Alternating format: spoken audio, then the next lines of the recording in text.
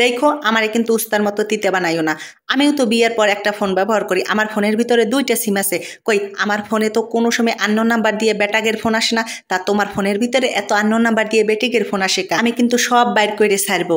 কপালটা দোষে বাপে তোমার সাথে আমার বিয়েটা দিছে। ঘরের বউরে কখনো তিতে বানাইও না, তাইলে কিন্তু হজম করতে পারবা না। নেই আসসালামু আলাইকুম। আপনাদের সাথে কিন্তু রাগারাগি করি নাই, রাগারাগি যা করছে আপনাদের দুলাভাইয়ের সাথে করছি। আপনারা হইলেন আমার ভালোবাসার মানুষ, আপনাদের সাথে কেন রাগ করবো? রাগ করবো পরের ছেলের সাথে, তার সাথে আমার 24 ঘন্টায় রাগারাগি চলে। মনে করেন আমাদের সম্পর্কটাই উস্তার মতো তিতা সম্পর্ক। উস্তা রান্না করলে তিতে লাগবে কেন? তিতা ছাড়া উস্তা রান্না করতে পারো না তোমরা? আমি তো উস্তা রান্না করলে তিতে লাগে না, মাছ মাংস বাদ দিয়ে এই উস্তা দিয়েই পেট ভরে সবাই খাইয়ে ওঠে। কিন্তু আজকে আমি উস্তা রান্না করবো না। ভাবছিলেন কি কাঁচা খাবো? দূর যা, কাঁচা কি খাওয়া যায় নাকি? নাস্তা বানাবো, নাস্তা উস্তা দিয়ে নাস্তা বানাবো। আপনি নিয়ে একেবারে সাবাই সাবাই খাওয়ার পারবেন, সে ছোট বুড়ো সবাই পারবেন। প্রথম কিন্তু আমি দেখাইয়াই দিছি যে কতটুকু মোটা করে কাটা লাগবে। এরপর ভালো করে ধুইয়া এর উপরে হলুদের গুঁড়া, মরিচের গুঁড়া আর লবণ দিয়ে তার উপরে দিতে হবে চালের গুঁড়া। চালের গুঁড়াটাই ব্যবহার করতে হবে, আটা ময়দা কিছু দেওয়া যাবে না। চালাকি করে আটা ময়দা দিতে যাইও না, তাইলে কিন্তু হবে না। তারপর দোষটা দিবে আনে আমার ঘরে। প্রথমবার চালের গুঁড়া দিয়ে তারপর সবগুলারে মাখাবো।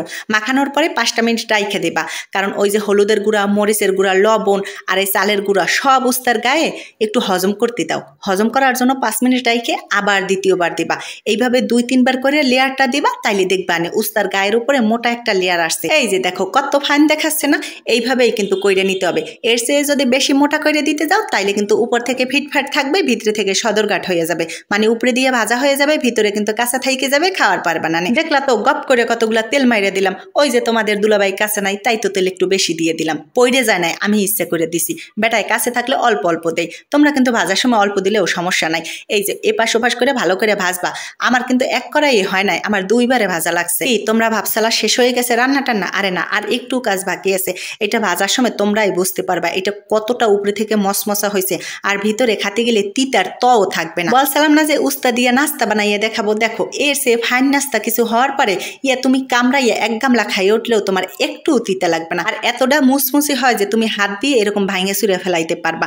এইভাবে কিন্তু বাসায় একদিন বানাইয়ে খাবা, আর আমারে জানাবা যে তোমাদেরটা কেমন হয়েছিল। সবগুলো আমি তুলে নিয়ে আরেকটু কাজ বাকি আছে বলছিলাম না, সেই কাজটা আমি তোমাদেরকে দেখাই দিই। এমআই করে রান্না করলে আমার বাসার সবাই সাথে সাথে একেবারে খালি খাইয়ে ফেলায়। এটা তুমি পোলাওয়ের সাথে খাইতে পারো, তারপর সাদা ভাতের সাথে খাইতে পারো, চাইলে তুমি পানি ভাতের সাথেও খাইতে পারো, ভীষণ মজা লাগবে। কড়াইয়ের মধ্যে কতগুলো তেল থাইকা গেছিল না, ওই এর ভিতরেই আমি পেঁয়াজ কুচি দিয়ে দিছি আর কাঁচামরিচ কুচি দিয়ে দিছি। হালকা একটু ভাইজা নিব, তারপর হলে যে এই উস্তার উপরে ছড়াইয়ে দিব। ছড়াইয়ে দিলে পরে দেখতে ফাইন লাগবে। আর এই যে পেঁয়াজের একটু মিষ্টি মিষ্টি ভাব, মরিচের একটু ঝাল ঝাল ভাব, আর এই যে মুসমুসে উস্তা দিলে গালের ভিতরে যা ফাইন একটা ফিল হইবে তোমার। যদি বানাইয়ে না খাও তাইলে বুঝবা কিভাবে? একদিন বানাইয়ে খাইয়ে আমারে বলবা কেমন হয়েছিল। ভিডিও ভালো লাগলে অবশ্যই লাইক কমেন্ট দিয়ে পাশে থাকবা। ধন্যবাদ।